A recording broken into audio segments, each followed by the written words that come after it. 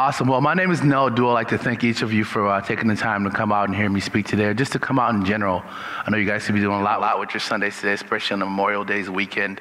So I don't take that lightly. I know that time is always a thing that we have that's precious within this realm. So I want to thank you all for just coming out, and most of all, thank yourselves for coming. You know, it's to take that.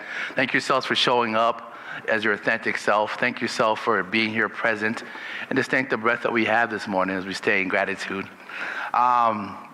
Anyone here know what an NDE is, a near-death experience at all? Is anyone? Okay, perfect, awesome.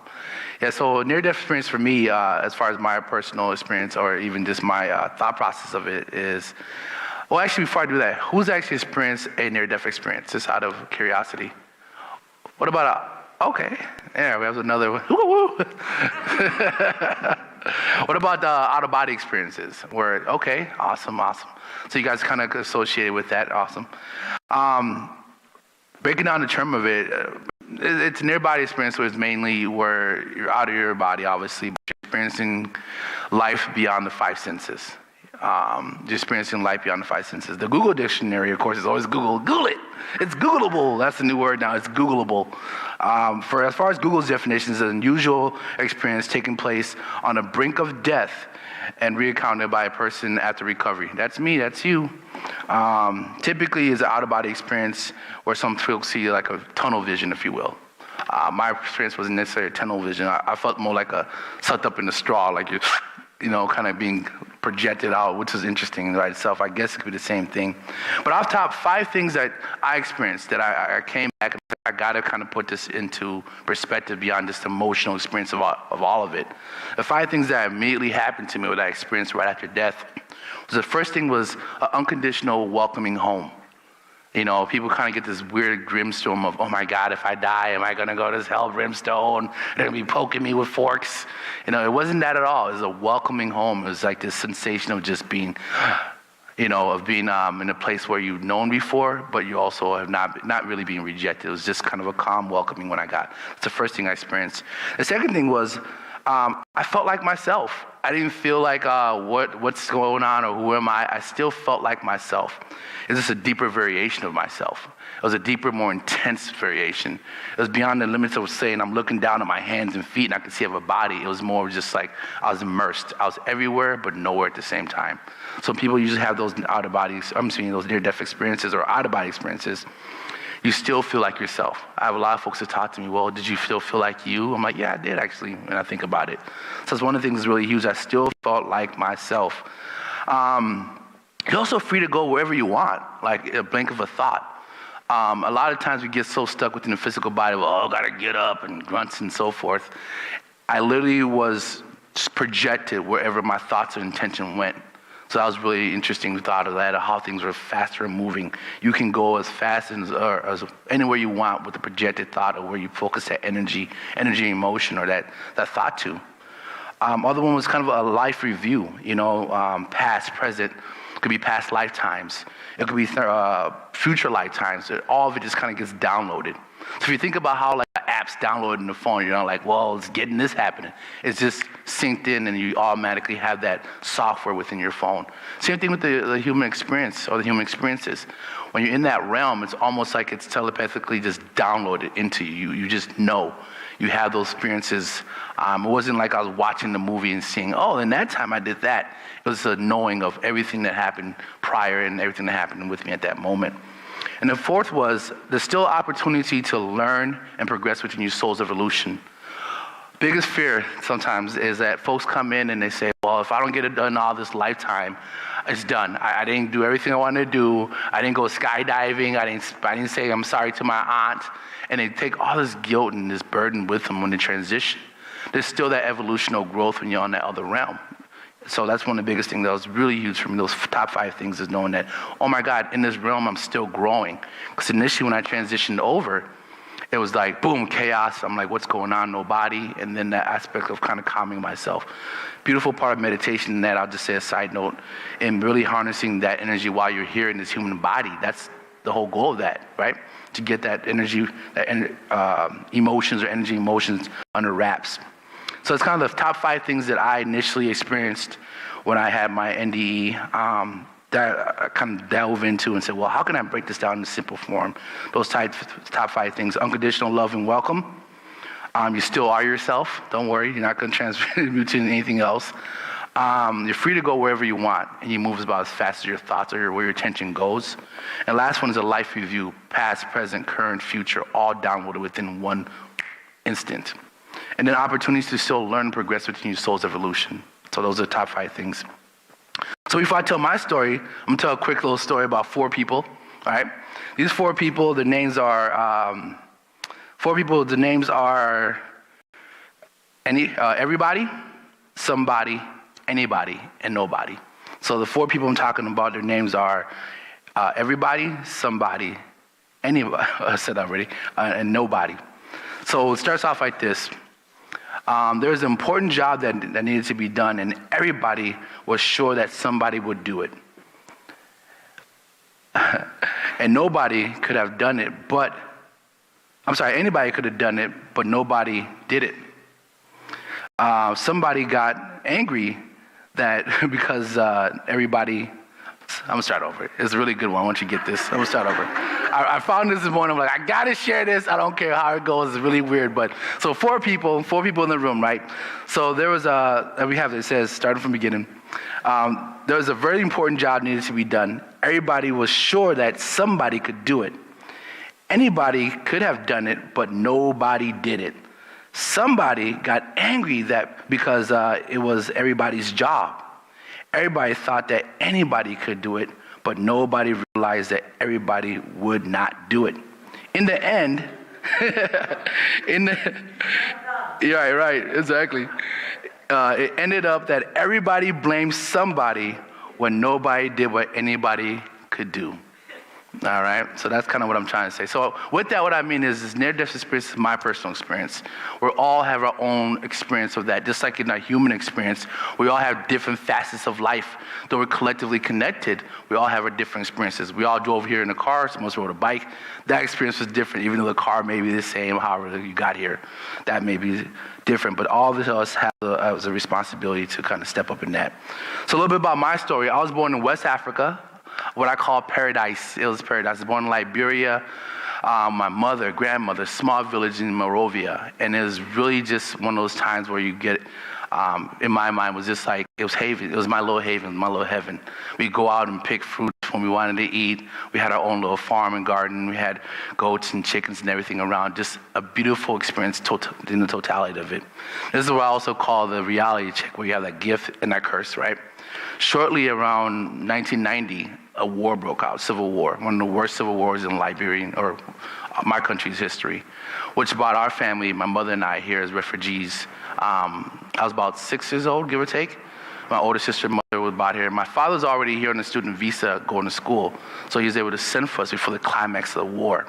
So that paradise quickly turned into a hell on earth, because it was just crazy. Imagine war and everything going in chaos. So that was kind of my entrance to the world, where you have this gift and a curse. You know, we can all say that the blessings and lessons, we all go through those things.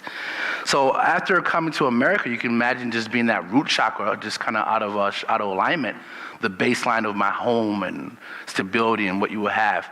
So being put in America, you're getting accustomed to the new customs there. You're getting accustomed to the new culture. I was young enough, so it really didn't bother me much. Like I was a kid. But my parents, for them trying to accumulate and get into the whole format of the American system, the fast pace of it was really tough. So my first, I guess you say, my journey with the health challenges that I've had, that's projected me to near-death experiences. I've had 4, at least that I can remember. 4 that I can remember. It started when I was about 6 or so. I had to go in for physical. Most kids go in physicals for school to start elementary or kindergarten. I went in and they diagnosed me with non-Hodgkin lymphoma. So at the age of 6 years old, 7-ish, I was diagnosed with non-Hodgkin lymphoma. The interesting thing was, it was either, you see different specialists. I had 5 doctors. 2 out of 5 said that it may be non-Hodgkin lymphoma. The other 3 were like, he's young. Lymph nodes could be cancerous. But my mother's only son. So she's like, oh my God, we just got from a war. My baby has cancer. Do whatever you need to do to get him here, to keep him here. So we did the radiation treatment, and that scarred my kidneys. So that's how the projection came with that. The radiation from the chemotherapy scarred my kidneys. For a while, it was okay. I was still living like a normal kid after the chemo. I was in remission. Still had the bald look. I just kept it. I was like, I'm not giving no hair. This is it. This is it. I'm looking good and feeling good this way.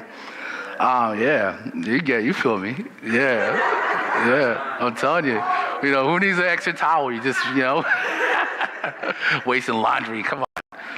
Yeah, so at age 15, I was diagnosed officially with renal failure. That's when my kidneys were just done. I was done at that time. I was on dialysis. I started dialysis around 17 years old. But prior to that, there's always that piece where you have like guidance from this source. I was one of those kids that's like, I came from a war country. I'm in a new space. So I did things that most kids didn't do. Like most black kids weren't wrestling. I was out there wrestling, While everybody was playing basketball, I was like, everyone's playing basketball, I want to wrestle. So I wrestled. And I learned a lot from that actually, because it's funny how wrestling is a team sport, but you're the only one on that mat. It's just you and that opponent. And it prepared me as I think backwards about a lot of things I had to face by myself, even though I had that collective supportive group. Spotlights on me, and it's just me and that opponent. So it really prepared me for some things in life, and I'm grateful I actually took that experience to do something out of the norm. But of course, 17, I started dialysis. I was on dialysis for 11 and a half years. In that 11 and a half year span, it was crazy. I'm talking about ups and downs, heart failure and things. If you guys, anyone familiar with dialysis or what that is? Kidney dialysis? Yep. So kidney dialysis is when your kidneys don't work. They have to use a machine to extract the toxins out of your body and so forth. So you can imagine there's a lot of struggle with that happened. So 11 and a half years, I was hanging on. While most of my friends were going out to college and getting married, I was going to a dialysis treatment center. But the beauty of that is I was around a lot of wise elder people that gave me a lot of insight and helped really support me beyond what my friends would have been doing. Like, hey, let's go out and hang out and drink. These folks are really helping me get grounded. And I feel like in our life journey, there's always things that happen that 2020, they say hindsight's 2020. When you look back, like if it wasn't for that event, I won't be who I am today. So I'm really grateful for that experience to get that wisdom. It's sad because this generation now doesn't take the time to go and sit around the elderly, to learn those mistakes without the media or something telling them and really get that juice directly from the source. So after the kidney transplant, it was a tough one of just those times of dialysis, and I was lucky enough to have a kidney transplant at the age of 26 after a long spout with dialysis and all the stuff that goes within that. I'll leave that for later on. So now, imagine you've been waiting 11 and a half years, and the thing you've been praying for, the thing you've been hoping for, almost kills you. That transplant almost killed me. It was a botched kidney transplant. I'm not going to say where, U of M. Oh, did I say that out loud? Edit that out.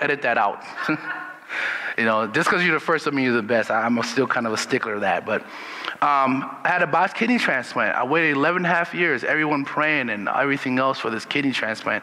And this thing almost killed me. It was devastating. It was horrible. I had to have 2 corrective surgeries after the transplant to correct what happened. First one was I had internal bleeding. So all this stuff happened. At the time, my parents were really religious. Look, my mother still is. To each his own. She was a part of a Jehovah's Witness, and in their belief system, blood transfusions are bad. So now I wasn't married. I was with my girlfriend at the time. We weren't really Jehovah's Witness or religious, but spiritual people. And she's like, he needs his blood, because she was in the medical industry as well. And she was fighting with my parents and my sisters and them. They're all going over, no, there's other ways. And I remember this piece, and when this is my first near-death experience, I remember this kind of out-of-body experience where I was just kind of in both realms. It's like you're really tired, you're kind of taking a nap, but you're not really sleeping. And you're able to dream, but you still kind of have awareness of what's going on around you. That's what that felt like, because my hemoglobin was dropping because I was having internal bleeding. So as they're arguing about what's wrong biblically or religiously, I'm sitting there literally bleeding internally. So that was just the craziness of it. Finally, I'm sitting on the bed. Now, I don't know how or when it happened. A lab tech, I remember I was kind of out of it. A lab tech ran up and was speaking to my girlfriend at the time and saying something about how serious it was that I got this blood infusion, or infusion. And she came over to the lab tech. It was an Asian guy, I remember, a little Asian guy. He came over to me. They looked me right in the face. I couldn't really see further than maybe 2 or 3 feet. Got right to me and said, if you don't take this blood, you're going to die. And that's when I already knew, like, I'm almost there, buddy. You don't have to convince me. I feel it. So, of course, they got me rushed in. And as they're rushing me down to get this blood infusion, because they had to go in and recorrect the bleeding, because you have to stop the hemorrhaging as well. Boom, I'm out and just take off. And it felt like this initial feeling of falling, but yet being captured up. And there's a sense when you die, there's a part where your body and your soul, if you will, doesn't want to leave that body because the remnants of it, it's a remembering. So I kept lingering around kind of the hospital in that area and just kind of, staying within that realm. And it felt, this experience, because it was so new and it was my first one, there was so much happening, I really didn't know how to put it into words. Even now, it's so tough to put into words. But I remember this feeling of calmness, like I said before, of feeling this welcome home. It wasn't anything of fear. It was kind of like this waiting room, this waiting space, if you will, because I don't think I really transitioned to the higher realms. It's kind of this waiting space. The body still has life. Think about that. Once someone dies, you cut the hair, it still grows even after the spirit's gone. Fingernails still grow. So the body wants to live as a mechanism that wants to stay alive. So I think my body was well enough to keep me. So after being in and out of that consciousness of just, am I here, am I there? I remember feeling this, how deeply intense the emotions was. And there's a thing you can say, well, I feel you. But actually really be immersed where you are the feeling, energy, emotion. All of that just kind of swirling through. It's not the body, it's literally everything being immersed within that experience. So I just had this deep feeling of emotions. And of course, additional surgeries was done to correct the plumbing, my leaking from the urine. I had to do that to collect some plumbing issues, and they fixed me up and I was good. So that was my first initial experience with the out-of-body or near-death experience when I got my kidney transplant at age 26. The second was really interesting. This is where you got to listen to guiding spirits. I call this is when I had a cardiac arrest. Initially, I was working in a bank. After the kidney transplant, I was happy. Life is going on. Let's get going. I started working at a bank. This bank wasn't like, nothing wow. It was just like grocery store. I was one of those guys in the aisles like, hey, looking for a bank account? So I was one of those guys in the aisles, and we're walking through, and this is in West St. Paul. West St. Paul is an interesting area. I like St. Paul, but it was just in a little cuff off of Robert Street. It's one of those places where if anything happened, like, I don't want to be in this area. So I always had this inkling, like, I got to get out of here. What am I going to do? So I kind of kept in meditation of, I want to move up and do loans and things like that within my banking career. I was a glorified teller as a manager at that time, and there's an opportunity that came up in Woodbury to be a licensed banker, to be able to do loans. So I'm like, this is great. It's a title demotion, but I'm getting more money, and I'll be in a better area. I'm going to run with this. So I said, you know what? Put in my 2-week notice. I go over to Woodbury and start this new job. Less than 2 weeks of me being there, driving to work one morning. And first things first, I got to say this. I wake up in the morning, you're doing the normal thing, and I look at my tongue, and it's really pink and red. I'm like, that's interesting. Didn't know much of it. Get in the car, and I'm like, well, I'm not like one of those guys that really moves slow motion. After you die one time, you're like, forget time. It's illusion. Just taking my time. So I really take my time when I'm moving around. But I took my time that morning getting to work, and I was always thinking back, I'm like, if I would have left a little bit sooner or later, either would have died on the highway, in my car, or just at a light. So it's always that piece where you got to listen to those subtle guidance that we have within sources giving us those insights. So I get to work. Usually when I get to work, I have my not ritual, but I have my piece, which is my routine. Sit in my car, meditate a bit, maybe read a book or something online, and then I go into work. So I went into the office, the bank, and this is a really interesting piece where that Friday, previously, I had closed I helped close a really big loan, and we had this stack of papers ready to send on Monday. So I get in there, I'm prepared to start faxing these papers, do my little roundabouts. Hey, good morning, good morning, good morning. I go into the fax area where we actually fax the documents. And I don't know if I'm in there for less than a moment or so, and boom, down goes Frazier. I'm out. The spiritual experience was where I initially felt like this lightheadedness, a falling back, and then a projection. This was like one of the more, it's like a TV being turned off. Those old TVs are being turned off and being turned on. My physical body fell, obviously. My spirit was lifted. A calmness came over me, a wholeness, a feeling of like a 360s with colors. Again, I said I felt like I was nowhere but everywhere at the same time. In this experience, though, I had an opportunity to meet my grandmother, which I remember her as a child, but I didn't remember her as an adult because of the war and just the disconnection when we came to the country, the U.S. So I remember my grandmother, not necessarily in the physical form, but her energy, her spirit. I couldn't say, hey, that's grandma, but I knew it was her, just instantly knew it was her, and there's a calming feeling of that. I didn't feel alone. I knew that even though I was in the void, in the wholeness, I didn't feel like I was by myself, even though technically I was just there, There's a piece where your consciousness is projected to everything. We have a part where we go outside and you think you're perceiving through your eyes. You see the buildings, the trees, and lights. Well, imagine being immersed in all of that, where you're actually are the trees, as the trees are taking in the breath, as you actually are the light, as the light projecting, making colors. That's the experience of being out of your body, because you are literally in and all, and part of all. So that was my experience with that as well, too.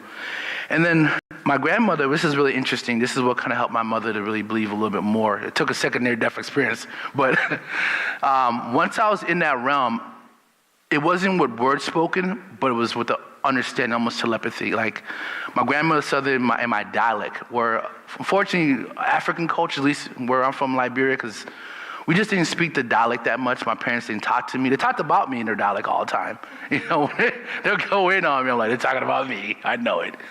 But they never really spoke to me as Hispanics do, and Latinos, how they keep that culture going. But it was strange because when I transitioned this time after that cardiac arrest, I remember a conversation dialogue is more of an emotional feel. It's kind of like if I was playing a symphony, a violin, and this feeling of communication. And I remember it being translated in my dialect when my grandmother said, Egon, nuze. And I'm like, what does that mean? So when I got back into my body and was resuscitated, I remember the first things I wanted to tell my mother was, I saw grandma. And she's like, oh, okay, kind of that. I was like, I really saw grandma. And she said this to me. She said, Egon, nuze. And her faces got numb. You could see the blood draining in her eyes. This is like, what did she say? She said, Egon, nuze.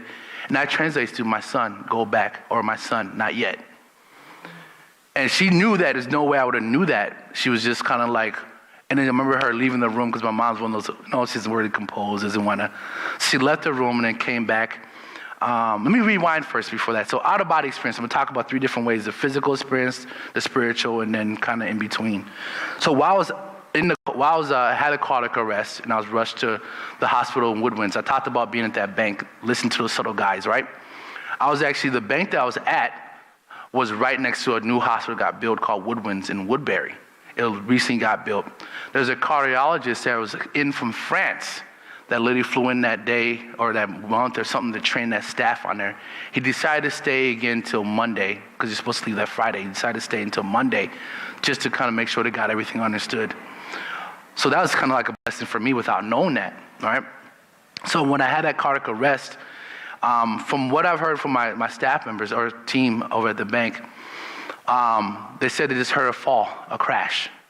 And she ran over and she was trying to see what's going on with me, and I was just gone. She said there wasn't no life at all.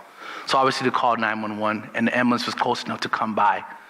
As one of the EMTs was working on me, he worked on me for quite a while. She said they were all crying and just kind of out of it from what she's telling me. She says one of the EMTs just gave up and called the time of death, while the other one continued to try to get my heart going. They got a pulse and was able to rush me right to Woodwinds, the closest location. Being that doctor from France was here, he's already able to kind of intubate me and put me into a coma state to preserve my body. So that was kind of like blessing him, saying, listen to your guides. If I was staying in that grocery store in the bank, I would have been aisle 9, like, clean up on aisle 9. There's a banker down. Clean up on aisle 9. There's a banker down. I wonder if we close that account. Should I close my account now? My banker's dead. That's sad. That's sick. I'm sorry. Do I have to close my account? My banker's dead. No, so just listen to the subtle guides of it. of being there in that space and being rushed to Woodwinds and taken care of was really a blessing. So I just want to really tap on that to say that. And biggest thing too is this: you don't have to have a near-death experience to appreciate life. If nothing else you get out of my story today, you don't have to have a near-death experience to appreciate life. That's the beauty of it all. So now fast forward to where we have it, where I spoke to my mother, I told her what my grandmother said, and my mom's just like, this isn't what the Jehovah's Witnesses teach. And so she was really nervous on that, but she knew within her own spirit that this can't be made up. There's no way he knows that, would have knew that. There's a part where also when I was out of my body while I was in the coma, it's about 3 days I was in the coma that they put me in. I remember kind of this feeling of being out of my body, and I'm talking the spiritual realm now, of kind of going in and out of different realms. Particularly, there's a spot that I remember telling my mom, I said, I seen you and my older sister. They're sitting in the corner of the hospital, kind of a fake planting, a plant like this, and it was in the corner and they're praying and they had a Bible next to them. And I explained it so perfect. My mom and sister looked at each other like, almost kind of a little freaked out, like, he can't be making this up. We're looking at him while this is happening. So there's things that happen where I was hovering in and out both consciousness, or these both realms, I should say, which is really interesting as I think about it now, how you have spirits people that transition and in the spirit realm, the fourth and fifth dimension. A lot of times we grieve them and don't realize that where they are there's not pain, there's not sadness. And by grieving them, we can sometimes hold them hostage to this realm, So sometimes in my culture, whenever someone passes away, we rejoice. We give them a welcome home party. And it's tough a lot of times. The cultures like in the Indian culture, with the dot, they burn the bodies right away because they don't want people mourning or holding on to that person so they don't stay stuck. So those are things to kind of remember about that. So boom, I'm dropped back into my body, right? I call that a rude awakening, by the way. And it's like this terrible piece of like where I feel all of the heaviness, the gravity.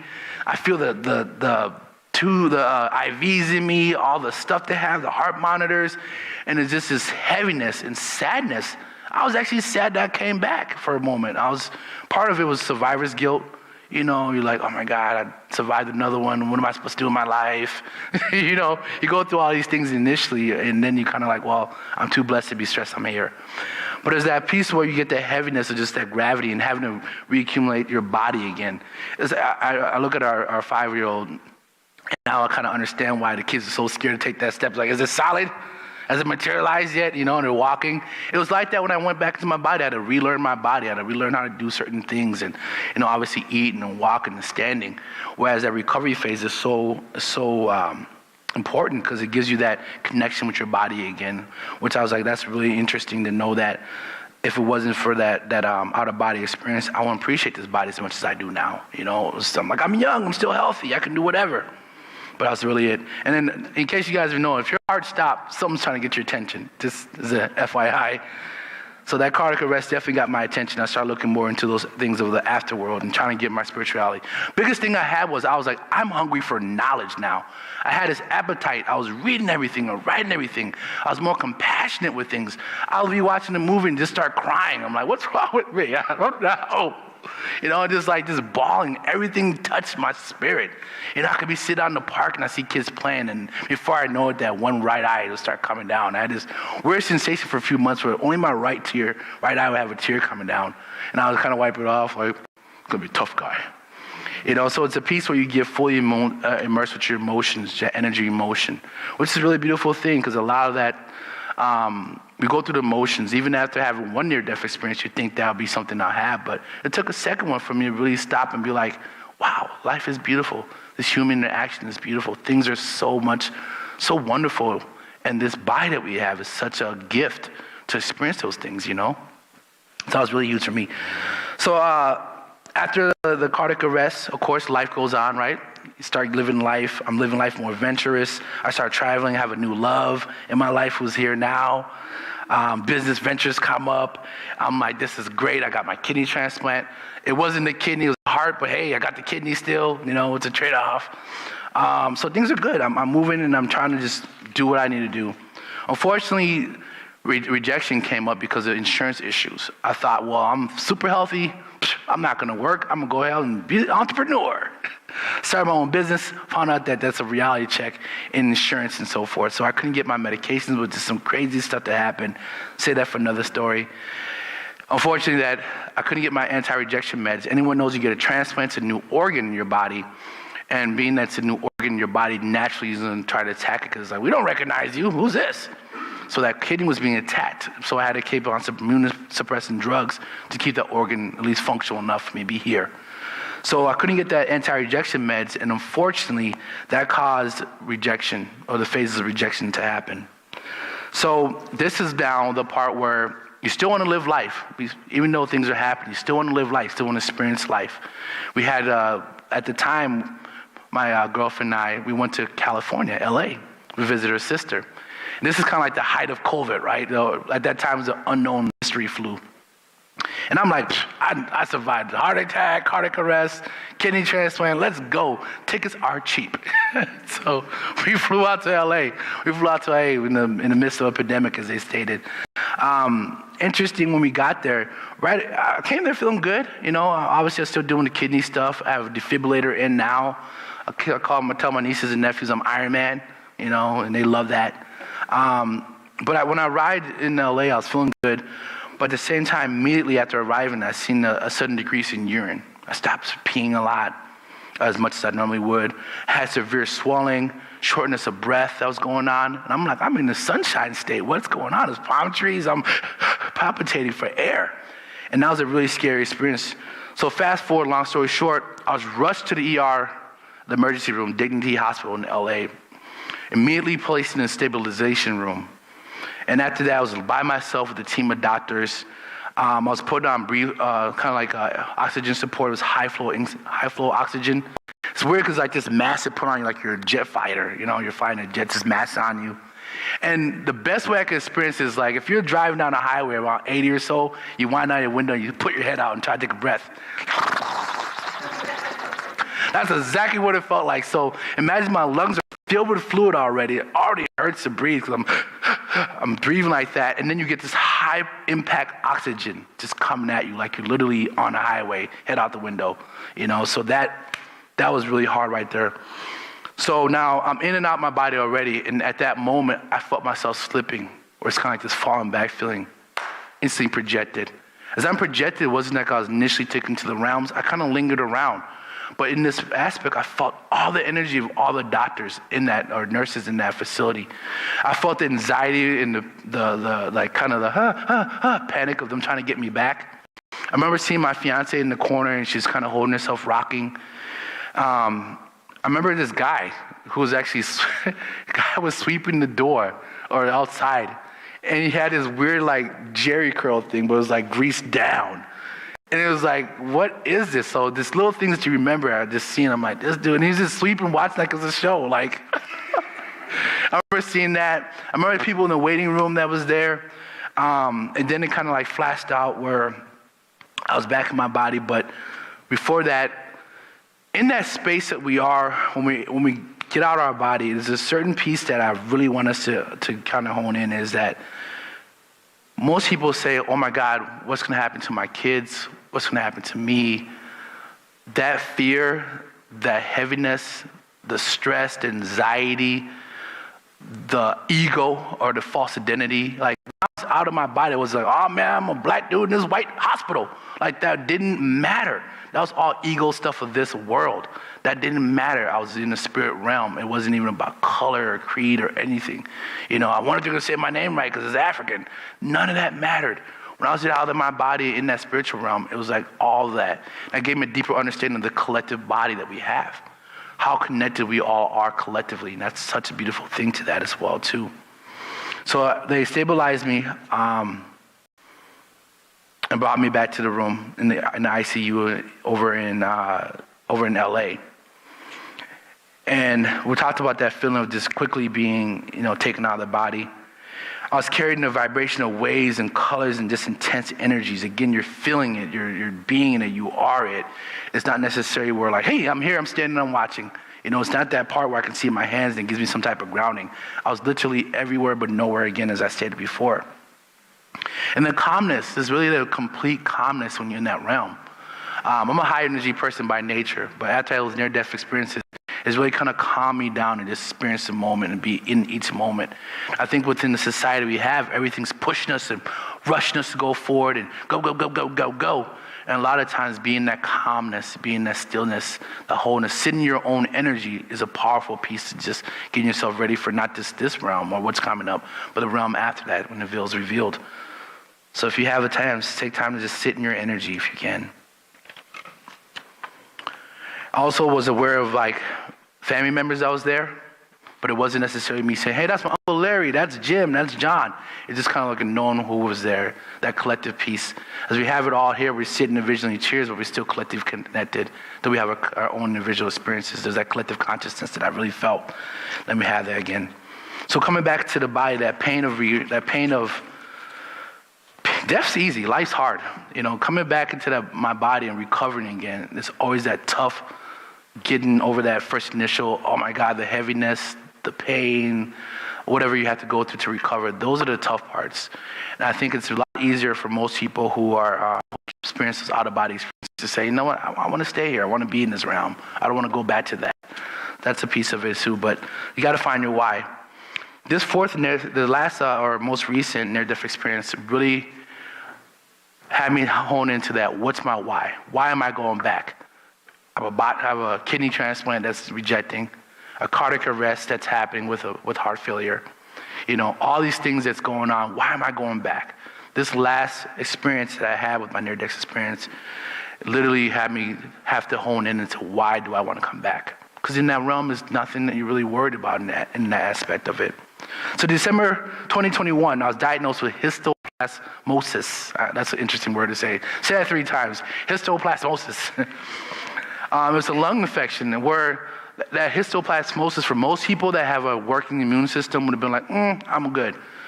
For me, because I had a suppressed immune system, it kicked in hard.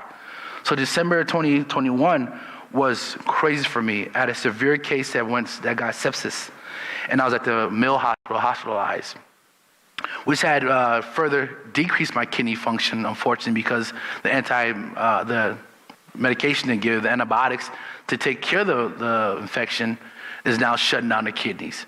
So I'm having this like catch-22 where it's literally, they're helping one thing but destroying the other thing that's keeping me alive. So that's kind of a reality check of that as well too. So I had further organ rejection and symptoms of that, swelling, not urinating as well.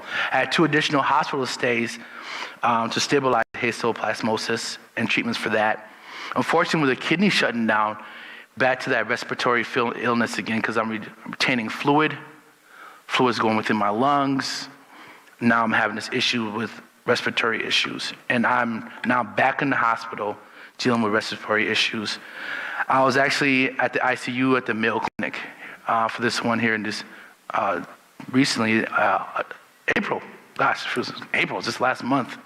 My voice is a little raspy because I had a tube in, I was intubated, but within that, I was intubated, and one of the things that really kind of hit me with being intubated, it wasn't like the last times where I had like a cardiac arrest and boom, I'm out. This was something that was almost kind of gradually stepped into. Like I knew there was going to be a risk to it.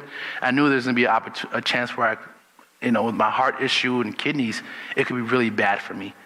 So it's the part that I really have to say that, with this intubation and being in the ICU here in April, it brought me to this thought process of, are we really walking and seeing our experiences in love or fear? Are we moving in love or fear? And I thought I was courageous enough, like, well, I've been through hell stuff. I'm good. It's all good. I can handle this.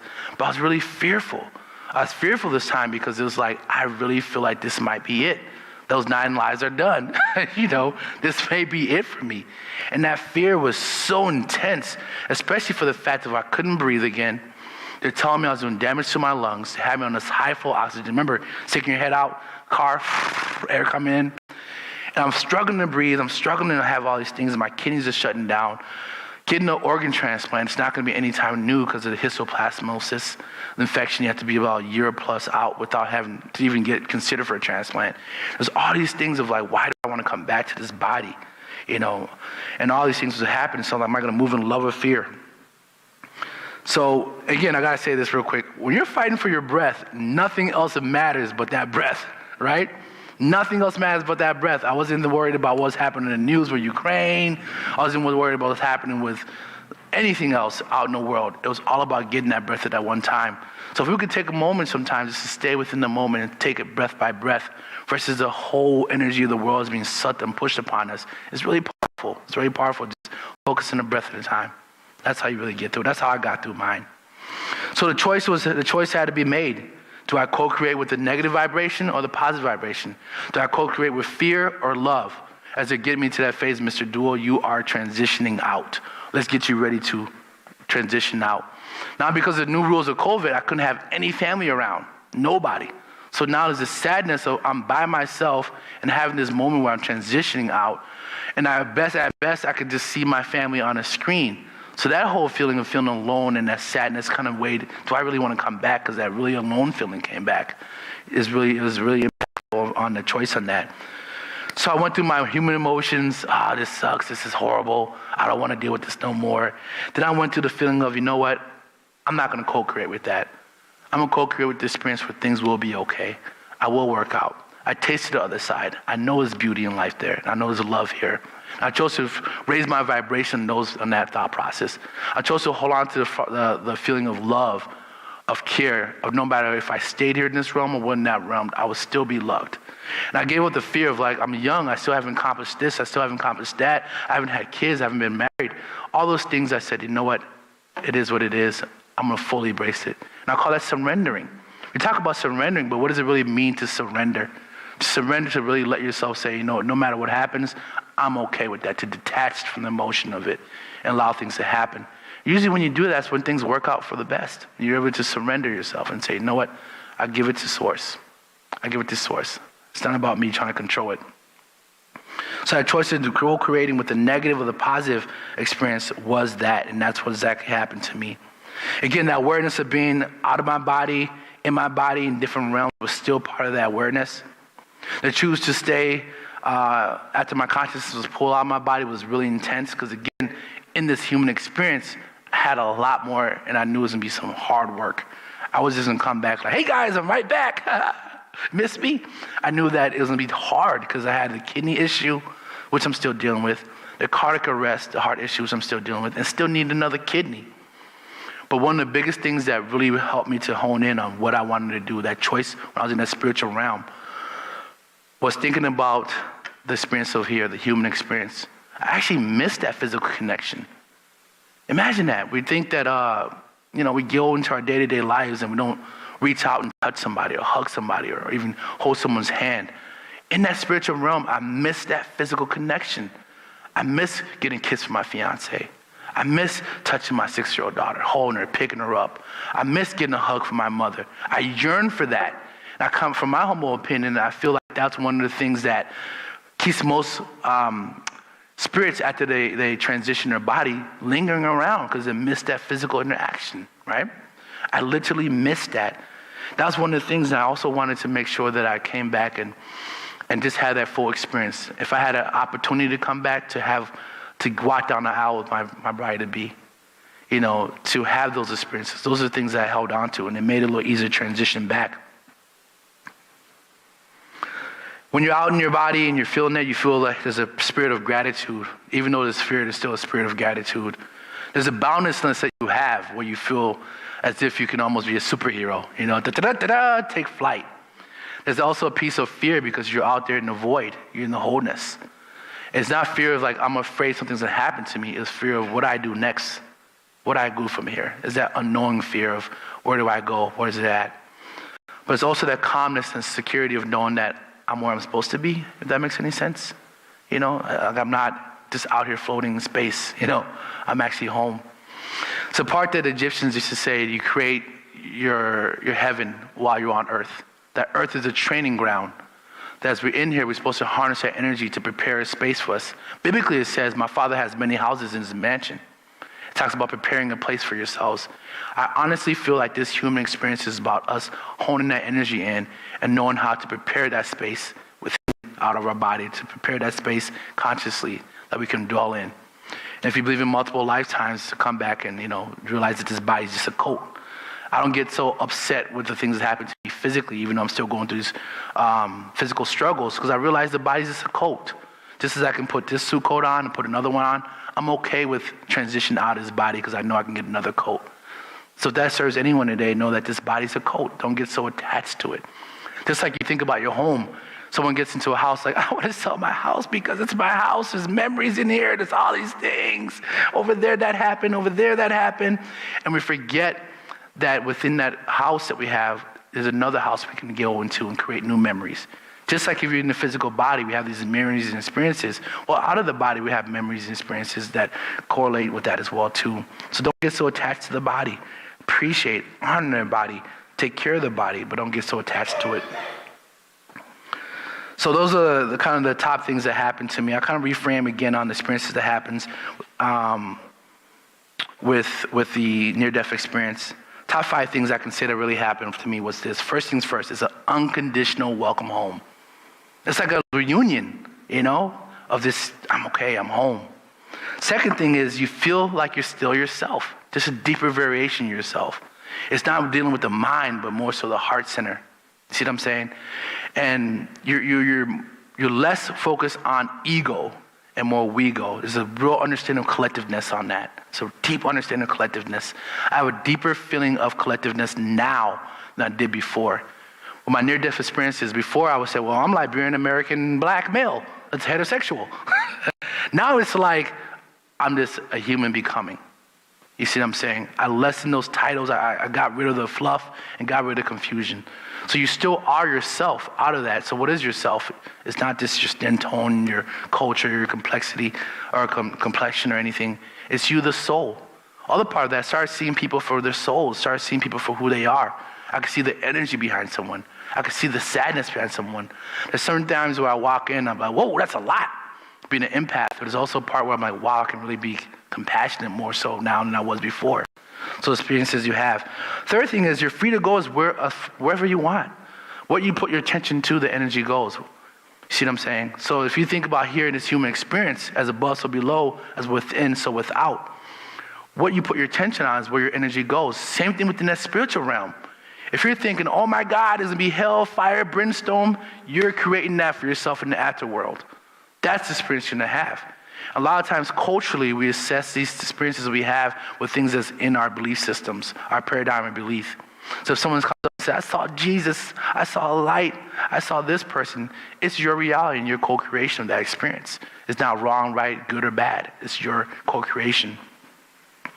Other thing is the fourth but not last is there's a review of the past, the present, the future, and everything all in one.